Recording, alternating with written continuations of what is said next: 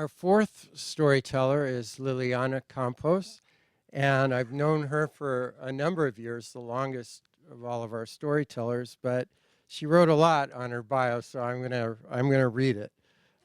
She's a doctoral student, and believe me, it's a miracle she found the time to create a story with the schedule she's told me about. She's getting a PsyD degree at the University of San Francisco. Over the last 8 years, she's worked in an array of settings to support social and emotional health of adolescents and young adults. She was a health educator at Sequoia High School, the same one where Miriam attends, and worked closely with Redwood City's Immigrant Youth Action Team to help raise funds to support undocumented high school youth in their pursuit of higher education. Lilliana crossed the border to the U.S. with her family at the age of 7. She was undocumented for 20 years and became eligible for legal permanent residency via a U visa in February of 2017, just a few weeks ago. Her personal experiences as an undocumented woman of color have deeply challenged and shaped her thinking about social and health disparities among underserved and underrepresented communities. Thank you, Lily.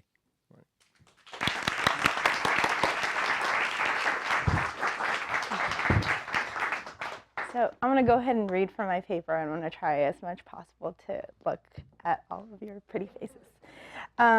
Great. Dear Immigration Officer, I would like to tell you about a dream I had last night. It was a dream about a little girl who loved kindergarten. She did not go to school very often because her mother took her door to door in Mexico City to sell children's books to families. A young mother with a small child probably inspired more people to buy from her.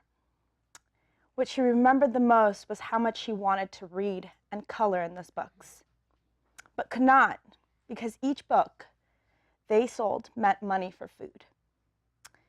She wanted to learn to read, and instead, they walked block after block, knocking on doors. On October of 1995, she and her family arrived in California. She was 8 years old. She was exhausted from the family trip, as her mother referred to it. She arrived in a foreign place with new teachers, new food, and a new language. The children's books which now sat at her dining table were for her to read. Her only job was to go to school and get good grades. One day, she found herself walking into her school's auditorium. It was filled with restless children and eager and enthusiastic parents. The principal called her name and hung a medal over her neck that read, Lilliana Campos, Student of the Month. She did not quite understand the discussion that followed, so she searched for her mother's eyes in the crowd filled with restless children and eager and enthusiastic parents. Her mother's eyes and hers met for a quick instant, and in that moment, for the first time, they both believed in the American dream. They dreamt about having a happy life in their new home, the United States. They continued to dream. This little girl wanted to learn to read. And with every book she read, page after page, she would continue to dream about the American dream. I woke up suddenly. A shining light entered a corner of my bedroom to touch my face. I was dreading the sun of another day, but hurried into the shower anyway. My mind was lost in the warmth and influence of the water, the overflow of tears of sorrow and pain about this dream. For a minute, I let the water run. I stood in the shower, remembering the smell of the plastic that covered the children's books, the books that were only to be seen. Immigration officer, I was the little girl in the dream.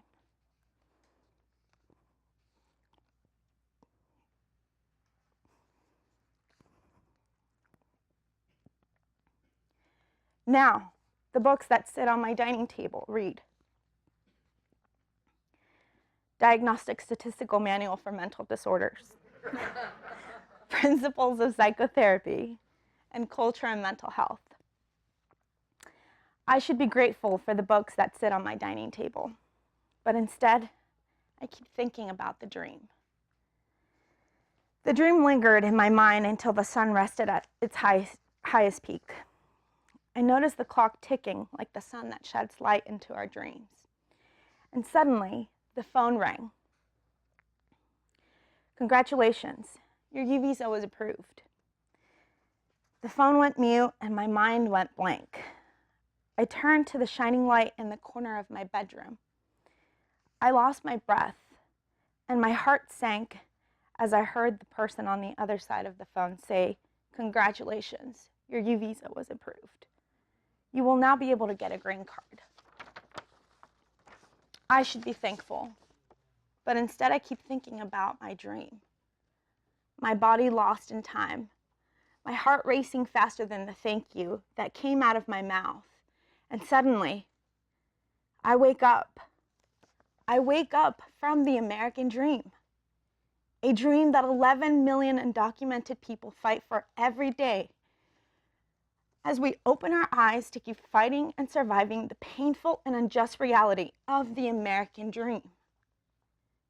I feel a tear roll down my cheek, caressing every single one of the memories that brought me to this moment. Because according to your laws, this visa was only granted due to my brown and undocumented body being abused. And that is, if I have the opportunity and the privilege to survive, then only can I seek the opportunity for my body to be worthy of safety on paper. On paper.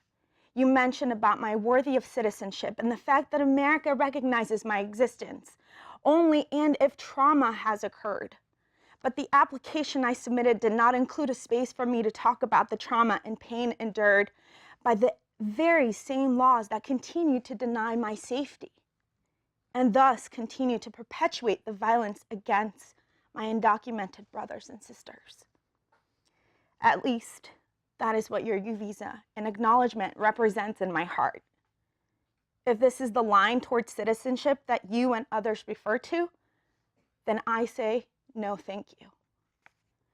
So I ask you on this day, immigration officer, a single day, which may be one of your many days at work, looking at one of the many letters on your desk. What happens next?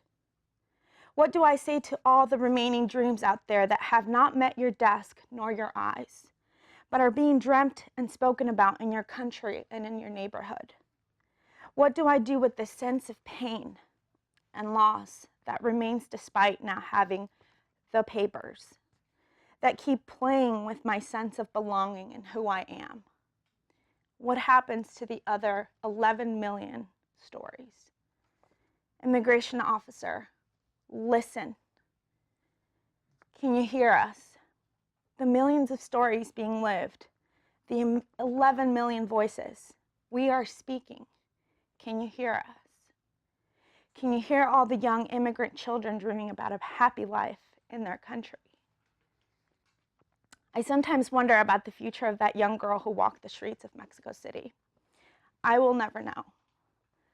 The challenges I have faced have taught me to persevere, and the world has been my classroom. I no longer walk the streets of Mexico City. Today I walk the streets with my brothers and sisters protesting for our liberation and chanting words like, "Water is life," "Black Lives Matter," "Love is love," "No ban, no wall." No human is illegal, because we are here to stay, unapologetically, one of 11 million. Thank you.